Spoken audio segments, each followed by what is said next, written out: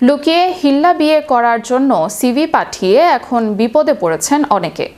ইসলামী শরীয়ত অনুযায়ী হিল্লা বিয়ের কিছু সুনির্দিষ্ট ধর্মীয় নিয়ম থাকলেও আমাদের সমাজে অনেক সুযোগ সন্ধানী পুরুষ একে সাময়িক লালসা বা আর্থিক সুবিধার উপায় হিসেবে দেখে থাকে।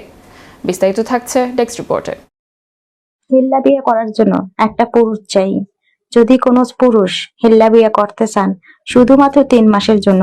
লুকিয়ে হিল্লা বিয়ে করার জন্য সিবি পাঠিয়ে এখন বিপদে পড়েছেন অনেকে। ইসলামী শরীয়ত অনুযায়ী হিল্লা বিয়ের কিছু সুনির্দিষ্ট ধর্মীয় নিয়ম থাকলেও আমাদের সমাজে অনেক সুযোগ সন্ধানী পুরুষ একে সাময়িক লালসা বা আর্থিক সুবিধার উপায় হিসেবে দেখে থাকে। ঘটনার সূত্রপাত সঞ্জিদা আক্তার নামের একটি অপরিচিত ফেসবুক আইডি থেকে। আইডিটি থেকে গত কয়েকদিন ধরে বিভিন্ন ব্যক্তির ব্যক্তিগত ও পারিবারিক ছবি ব্যবহার করে হালাল সেন্টার নামক একটি কাল্পনিক প্রতিষ্ঠানের প্রচারণা চালানো হয়। 3 মাসের জন্য হিল্লা বিয়ে করতে চাচ্ছে।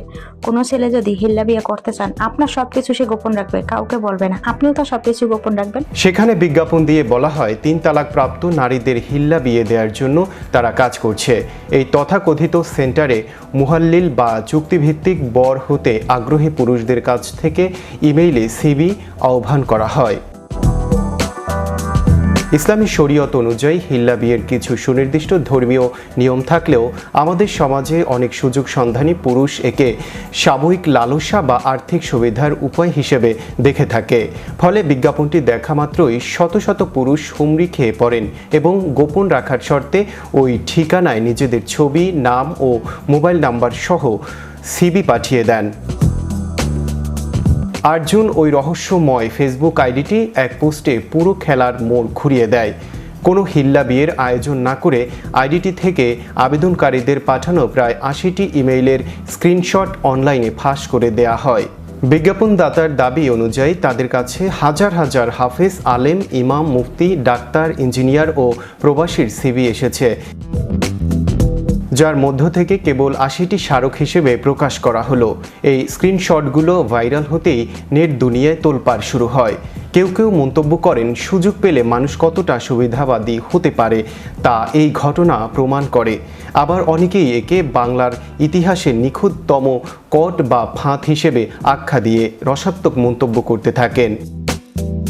Digital news portal the decent এই ঘটনাটির সত্যতা যাচাইয়ের জন্য ফাঁস হওয়া নম্বরগুলোর মধ্য থেকে 10টি নম্বরে যোগাযোগের চেষ্টা করে এবং 6 জনের সাথে কথা বলতে সক্ষম হয়। তবে আশ্চর্যের বিষয় হলো, ফোনে যোগাযোগ করা প্রত্যেকেই এই ঘটনার সাথে নিজেদের সম্পৃক্ততা সম্পূর্ণ অস্বীকার করেন।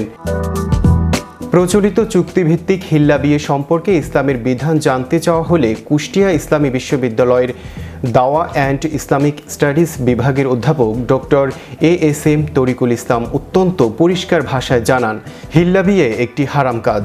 এমন বিয়ে ইসলামে জায়েজ নেই। একটা পুরুষ চাই। যদি কোনো পুরুষ চ্যানেল ইউরোপ বিনোদন ডেস্ক। 3 মাসের জন্য। আমার একটা বোন আছে, দেখতে খুব সুন্দর।